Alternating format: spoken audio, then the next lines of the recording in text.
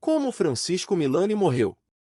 Francisco Milani foi um ator brasileiro de grande importância para a dramaturgia do país. Com uma carreira que se estendeu por várias décadas, Milani contribuiu significativamente para o teatro, a televisão e o cinema brasileiro. Francisco Milani nasceu no dia 19 de novembro de 1936, em São Paulo. Ele era filho de Donato Milani, um imigrante italiano, e de Fernanda Ferreira.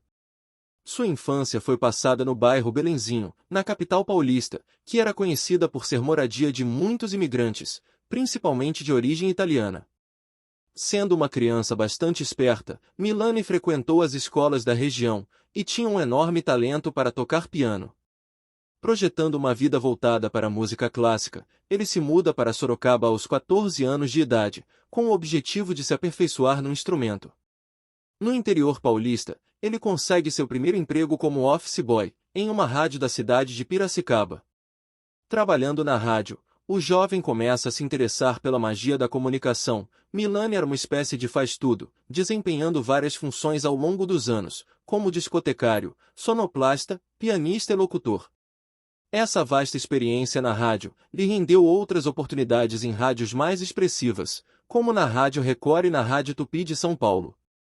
Em 1959, Milani recebe uma proposta para realizar testes para a TV Continental, que estava prestes a ser inaugurada no Rio de Janeiro. A proposta era para ele apenas passar alguns dias na capital carioca, porém o ator, ao visitar o Rio de Janeiro, se apaixona pela cidade e decide se fixar na capital. Nesse mesmo ano, ele se casa pela primeira vez com Joana Fon, que era atriz.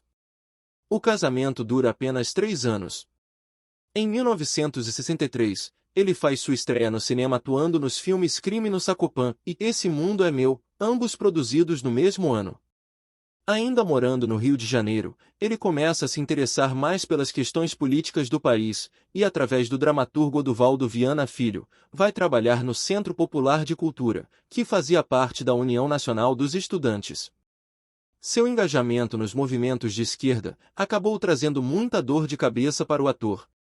Trabalhando na UNE, durante um dos períodos mais conturbados, presenciou muita repressão por parte do governo, inclusive estando presente no incêndio, a sede da UNE em 1964, que foi incendiada por agentes do governo, num claro ato de repressão às atividades estudantis. Francisco Milani estava tão envolvido nos movimentos de esquerda que, numa certa ocasião, precisou deixar a cidade de São Paulo, escondido para não ser capturado pelos agentes do governo. Durante 8 anos, ele precisou abandonar sua carreira artística, e passou esse período trabalhando como caminhoneiro, para despistar seu paradeiro. Foi apenas no final da década de 60, que Francisco Milani conseguiu voltar a ter uma vida normal, e recomeçar de fato sua carreira artística. Em 1967, ele atua no consagrado filme Terra em Transe, de Glauber Rocha. O filme é considerado uma das obras-primas do cinema novo, que era um movimento cinematográfico que buscava uma nova forma de fazer cinema na América Latina, focando em questões sociais e políticas relevantes da época. 3 anos depois, em 1970, ele faz sua estreia na Rede Globo, participando da novela Irmãos Coragem. Nos anos seguintes, ele emplaca mais 2 participações em teledramaturgia, atuando nas novelas O Homem que Deve Morrer e Selva de Pedra, todas as 3 da autora Janete Claire. No final da década de 70, Francisco Milani é contratado pela TV Tupi, e atua em algumas novelas da emissora como Aritana, Roda de Fogo e Gaivotas. Porém, pouco tempo depois, ele retorna para a Rede Globo, onde vai ganhar um enorme destaque não apenas nas teledramaturgias, mas também em programas humorísticos. Trabalhando na área do humor, Francisco Milani vai desempenhar não apenas a função de comediante, mas também de diretor. Em 1985, já atuando no programa Vivo Gordo, de Jô Soares, ele assumiu a direção do humorístico, e permaneceu na função por 2 anos, até ser transferido para outro importante programa humorístico da emissora, o programa Chico Anísio Show.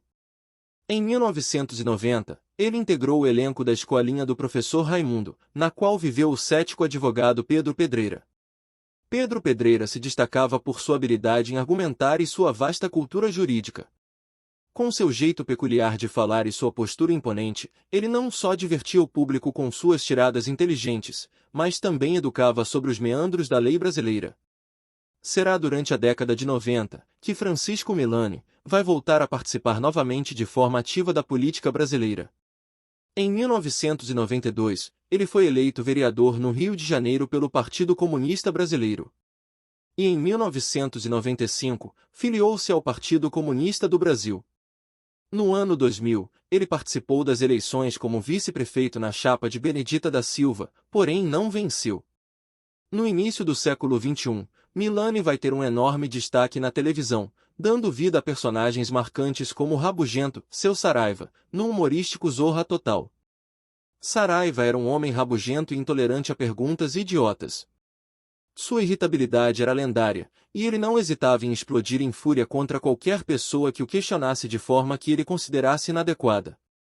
Seu Saraiva ficou famoso por seus bordões, como pergunta idiota, tolerância zero. Além de Seu Saraiva, Milani também atuou como tio Juvenal em A Grande Família, substituindo Rogério Cardoso, que faleceu em 2003. Logo no início de sua participação no humorístico A Grande Família, Francisco Milani foi diagnosticado com câncer retal metastático, já em estado avançado. Com a descoberta da doença, muito pouco pôde ser feito, devido à doença ter sido descoberta muito tarde. Mesmo assim, ele lutou até os últimos dias pela sua cura. Junto de sua segunda esposa e de seus 3 filhos, o ator permaneceu nos seus últimos dias de vida, lutando contra a doença, porém não parou de exercer a atividade que tanto amava. Mesmo doente, Milani continuou atuando nos programas humorísticos e no cinema. Em agosto de 2005, enquanto estava em sua casa junto de sua família, o ator passou mal e precisou ser internado no Hospital Barra d'Or, na Barra da Tijuca, no Rio de Janeiro. Durante 10 dias ele permaneceu internado em estado crítico, vindo a falecer de madrugada. Francisco Milani morreu no dia 13 de agosto de 2005, devido a um edema pulmonar agudo, consequência de um câncer retal metastático. Ele estava com 68 anos de idade. Pouco tempo antes de falecer, o ator pediu que seu corpo fosse cremado, e que seu velório fosse realizado de forma rápida. Ele também pediu que durante a cerimônia, fosse cantado o hino da Internacional Socialista e do Corinthians, seu time do coração. A morte de Milani foi prematura e deixou um vazio no mundo da televisão brasileira. No entanto, seu talento e humor continuarão a divertir o público por muitas gerações. Sua contribuição para as artes cênicas continua a ser celebrada por fãs e profissionais da área até hoje. E foi assim que Francisco Milani morreu. Se você gostou, deixe seu comentário e inscreva-se no canal.